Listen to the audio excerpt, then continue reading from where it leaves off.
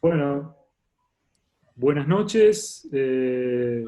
Siendo las 19:05, vamos a dar inicio a esta nueva convocatoria de la Sociedad Argentina de Emergencias, en estos Zoom, que ya son un clásico los viernes a las 19 horas, en el marco de la pandemia COVID que tenemos mundial. Eh, en esta oportunidad, a cargo del doctor Leandro Seoane, que es un médico emergentólogo, que actualmente es el coordinador de la unidad de ultrasonido en emergencias en el Hospital Universitario Austral, amigo personal, así que lo estimo mucho, además de un gran médico y un gran conocedor de las patologías de emergencia, ¿sí? Que nos va a hablar de un poco el uso de la ecografía en el diagnóstico COVID en emergencias, cuánto nos ayuda y cuánto nos facilita la vida en el primer contacto con el paciente. Bueno, muy bien. Gracias, Marcelo Rodríguez. Espectacular por esta reunión. Bueno, gracias por la invitación y por esta reunión que organizaste.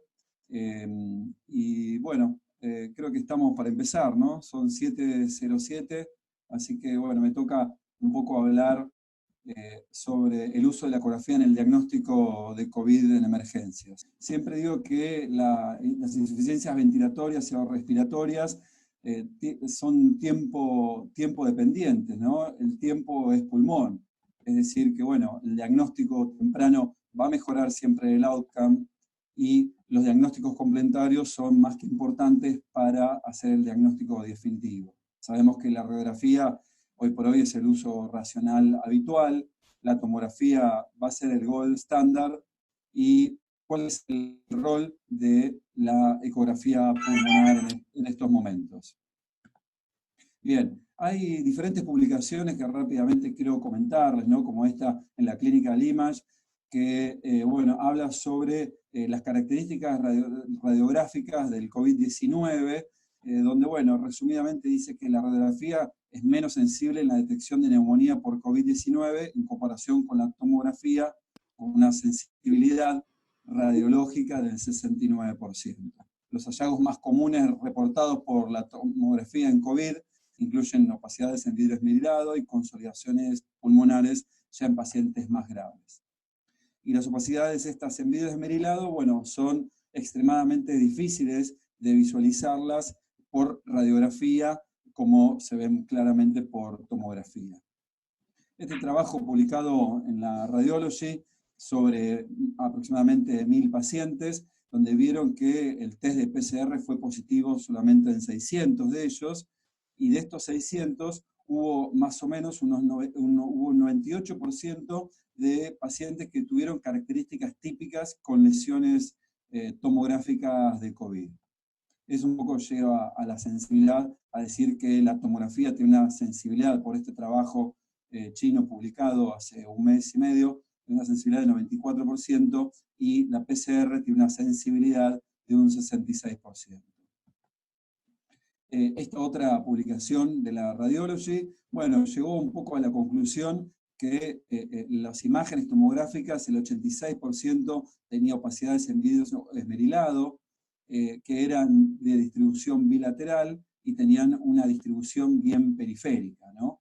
Y pocos de ellos tenían consolidaciones neumónicas como estamos acostumbrados a ver en las neumonías bacterianas. Posteriormente empiezan a haber también publicaciones sobre ecografía, ¿no? Como este trabajo donde hablan las características ultrasonográficas de este nuevo coronavirus. También otras publicaciones como de Daniel Bosenso, italiano, de Roma, donde también empieza a publicar diferentes características específicas de la neumonía por COVID.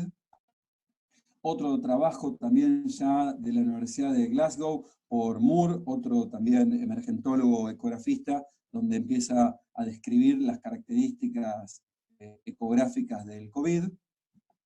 Y después finalmente me voy a quedar con este trabajo que es a través de Giovanni Volpicelli, que lo publica en esta revista de Ultrasound Journal, donde habla de las diferentes características específicas y la sensibilidad que él detectó en las imágenes ecográficas para decir que tiene COVID positivo. Entonces, él decía que el rasgo característico visible en todos estos pacientes con neumonías era el vidrio esmerilado, ya un término descriptivo que indica alteración intersticial, ¿no?, del pulmón. El COVID-19 típicamente induce a una neumonía, como decíamos, bilateral, difusa, de distribución asimétrica, parcheada, y sobre todo en la periferia del pulmón, ¿no?, en contacto con la pleura. Esto un poco hace que, de forma particular, se pueda investigar muy bien con el ultrasonido. Y bueno, técnicamente se utiliza un traductor convexo, con frecuencias bajas de 3,5, 4 MHz, y lo que Volpicelli decía que había que explorar sí o sí 12 áreas pulmonares. Bueno, las áreas pulmonares se dividen en parte de acuerdo a la distribución lineal, a través de tres zonas sobre la línea medio-clavicular, otras zonas acá en la línea axilar media, y otras zonas en la línea intercostal posterior, como se visualiza aquí, ¿no? Y del lado izquierdo, bueno, acá es del lado derecho, ¿no?, es decir, una zona aquí, ¿no?, línea media clavicular, la segunda zona, la zona línea media clavicular, y la zona posterior. Por lo tanto, hay 6 zonas, como también del lado izquierdo, por más que la zona 2 está en el área cardíaca, pero bueno, hay 6 zonas derechas y 6 zonas de mi tórax izquierdo. Bien, los principales signos no específicos en la ecografía pulmonar, ecografía pulmonar del COVID es sobre las líneas B, que ya hemos venido hablando ya hace un tiempito, que se visualizan de todas sus formas posibles. Es decir, líneas B tanto en sus formas separadas como en sus formas unidas o coalescentes, que llevan quizás a un pulmón ya brillante. Y después también se visualizan consolidaciones subpleurales, que son pequeñas, distribuidas en ambos campos pulmonares. Y también puede visualizarse línea pleural irregular. Pero repito, estas son características no específicas de esta enfermedad. Aquí vemos un pequeño video donde se visualiza la línea pleural, bastante regular, y las líneas B como van hacia abajo, ¿sí? Estas imágenes bien hiperecogénicas blancas. Acá la línea pleural irregular, y se ve un poquitito esta pequeña consolidación subpleural. Bueno, estas son características no específicas del COVID-19. Con un traductor convexo, podemos ver como la línea pleural todavía sigue regular, y vemos muchas líneas B, quizás como de forma coalescente. No mono. ¿Sí? No, pero es... Bien. Vamos a los signos ya específicos que se han encontrado en todas estas publicaciones del COVID-19. Entonces, en las primeras fases de la neumonía por COVID se visualiza un artefacto brillante, como si fuese en banda, que se extiende de la línea pleural regular, se va hacia el fondo de la imagen, que a menudo aparece y desaparece con los movimientos respiratorios, ¿sí? Esto se muestra bien en las fases tempranas, agudas, durante su propagación de la enfermedad, y hay áreas limitadas con lesiones de parénquima sano o normal en el medio. Entonces, sobre todo Volpicelli hizo la mención del signo del haz de luz, en inglés el light beam, que puede describirse como este artefacto, como un gran haz de luz en banda, que desaparece durante la respiración. ¿Sí? Y esto ayuda a identificar y caracterizar el patrón típico ultrasonográfico del COVID. Bien, este era un paciente nuestro del 21 de mayo, donde tenía 30 años, un personal de seguridad que estuvo en contacto con un sospechoso COVID-19. Bueno, consulta por fiebre y tos de 3 días de evolución. Y fíjense cómo se visualiza bastante bien esta imagen, que es como una línea B grande, ancha en banda, llamada entonces light beam. Bien. Entonces, hay patrones ultrasonográficos, todos los signos ultrasonográficos, incluido el light beam, se puede observar en diferentes afecciones pulmonares, pero lo que da la especificidad ultrasonográfica es la distribución bilateral parcheada, obviamente con un entorno epidemiológico, ¿no? La distribución típica, entonces, de la enfermedad en parches bilaterales, múltiples, dejando áreas libres y combinados con el haz de luz, hace el diagnóstico de la alta probabilidad del COVID-19. Y cualquier otra combinación de estos signos que veníamos también hablando, se considera una probabilidad ya intermedia. Quiero comentar otro caso clínico del 1 de abril, que viene con 48 horas de evolución por fiebre, tos seca, sin disnea, con una saturación baja de 92% del ambiente, una frecuencia respiratoria de 22, estaba normotensa, pero levemente taquicárdica. Entonces, lo primero que se hace es una radiografía de tórax, ¿no? Donde, bueno, no aparece una gran evidencia de signos de consolidación, ni tampoco infiltrados intersticiales, por lo cual después le hacemos una ecografía y en ambas bases se visualizan las líneas estas B que un poco les comentaba recién, ¿no? Acá es un pequeño videito donde se ve la pleura ya irregular y pequeñas consolidaciones subpleurales. Bueno, esto estamos hablando del 1 de abril, ya ha pasado tiempo, acá se visualiza muy bien la consolidación subpleural del pulmón de la base derecha. Es decir, ya tiene 2 estudios complementarios. Bueno, pero quedando todavía la duda y la falta de confianza en la ecografía, va nuevamente por tercera vez a un diagnóstico por imagen, donde se hace la tomografía computada y se ve estas pequeñas imágenes en vidrio esmerilado, como se visualiza acá principalmente en ambas bases, como muy bien se describía en esa primera ecografía. ¿Sí? Bien. Entonces cabe destacar que en este paciente tuvo un traslado 3 veces al servicio de diagnóstico por imágenes con la posibilidad de contagio del personal múltiple del hospital, ¿no? Este trabajo chino, ¿no?, de pocos pacientes, pero confirmados todos COVID-19, mostró que específicamente los signos ecográficos se iban a observar en las regiones, como dice acá, número 6, que son ambas bases, en un 75% de estos pacientes. Después en distribución más medial y poco menos en los vértices o ápices. Bien, este es el algoritmo del Ministerio de Salud, que ya también fue publicado hace un mes y medio aproximadamente, donde refiere los estudios complementarios que podría hacerse a estos pacientes con COVID.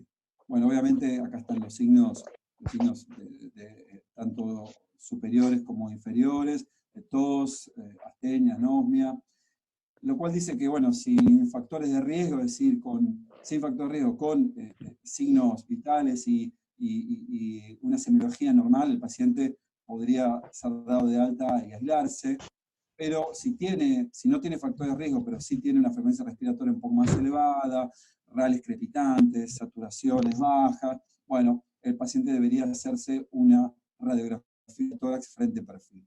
O si no, directamente con factores de riesgo, nada más, 60 años u otras comorbilidades, irían entonces a una radiografía de tórax. El misterio, de verdad, por falta de conocimientos, que la ecografía, como repito, tiene sensibilidad mayor que la radiografía y está de acceso habitual 24 horas, propone la radiografía. Si se visualiza una opacidad, directamente da criterio para neumonía y, bueno, internación. En el caso que tenga una opacidad dudosa o la radiografía sea normal, no nos quedamos con este único diagnóstico, sino como venimos con pacientes con factores de riesgo o características respiratorias, sale al estudio del gold standard, que es la tomografía. Bueno, si ahí sí la tomografía es normal y todo el resto es normal, el paciente se iría a la casa, y si es patológica, se internaría con diagnóstico de tomografía. En ciertos hospitales, acá en Argentina, donde, bueno, repito un poco que la sensibilidad de la radiografía de tórax, por este trabajo y muchos otros, en COVID es realmente baja, tienen solamente un 69% de sensibilidad. Por lo tanto, como hay en diferentes hospitales, donde está avanzado el uso de la ecografía, nosotros desde el Hospital Austral del 2015, que estamos realizando ecografía torácica, propusimos un algoritmo de diagnóstico donde está la ecografía antes que la radiografía. Por lo tanto, esto es lo mismo, según el Ministerio de Salud, exactamente igual, no lo voy a repetir, simplemente en vez de realizar la radiografía, tenemos que preguntarnos si la ecografía está disponible, tanto el ecógrafo como el personal humano idóneo, si el paciente tiene un BMI menos de 30 y que no tenga patología pulmonar crónica, porque esto entorpece bastante la visualización de las características típicas del paciente con COVID. Entonces, si no tenemos esto, bueno, directamente vamos al estudio radiográfico, si es patológica, hicimos diagnóstico, y si es negativo o dudoso, vamos a la tomografía, como lo propone el algoritmo del Ministerio. En este caso que sí podremos hacer la ecografía, bueno, si es normal o nos llega a tener alguna duda, actuamos igual como en la radiografía, es decir, no nos quedamos solo con este estudio diagnóstico por más que tenga más sensibilidad, sino iría a tomografía para descartar definitivamente que el paciente no tenga nada viniendo de un paciente que tiene factores de riesgo o características respiratorias, ¿no?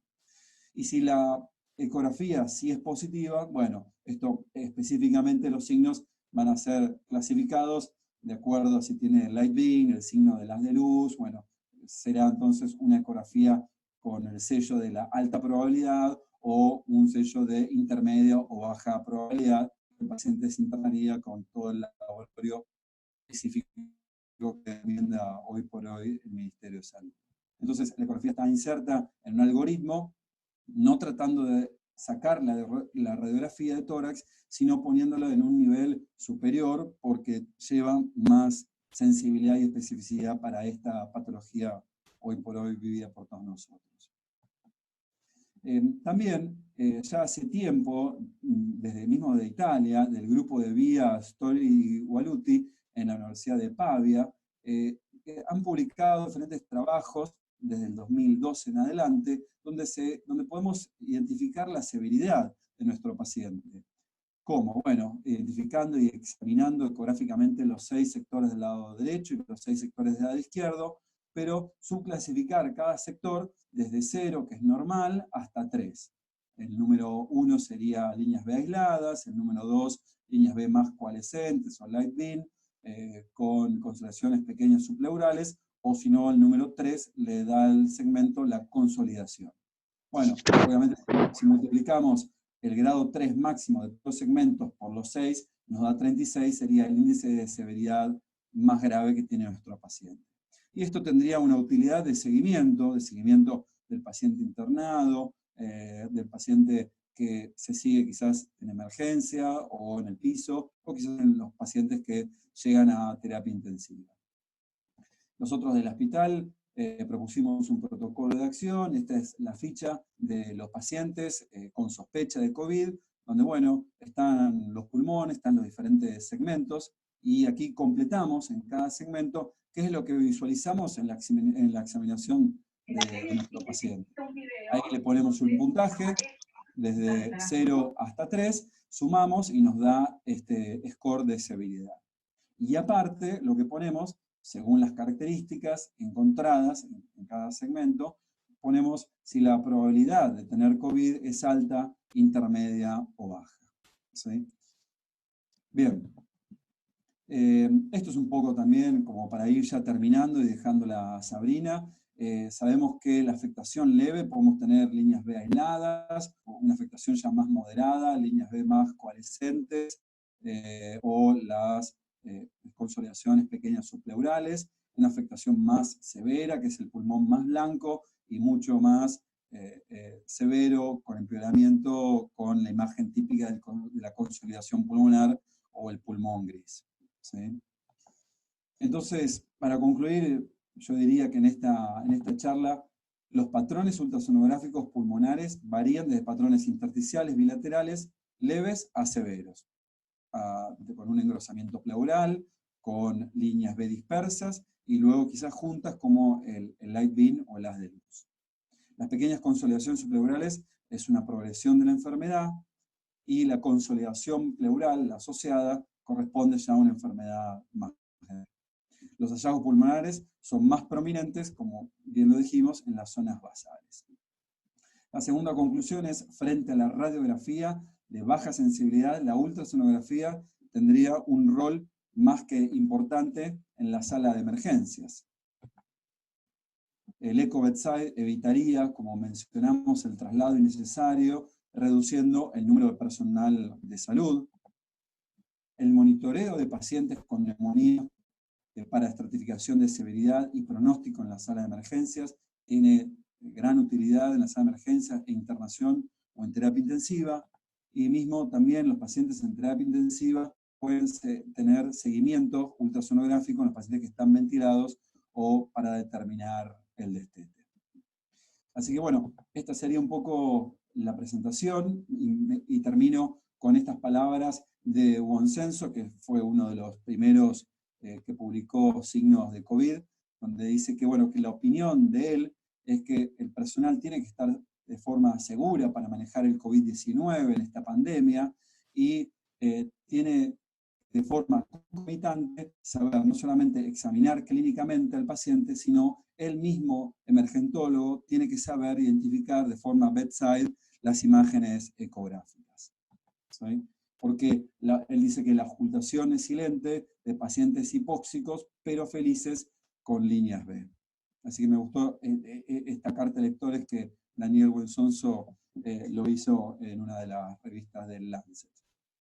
Y bueno, hasta aquí llegamos. Esta fue la presentación. Y yo creo entonces que capaz que hay preguntas para después. Perfecto, muchísimas gracias, Leandro. Excelente, muy clara la presentación.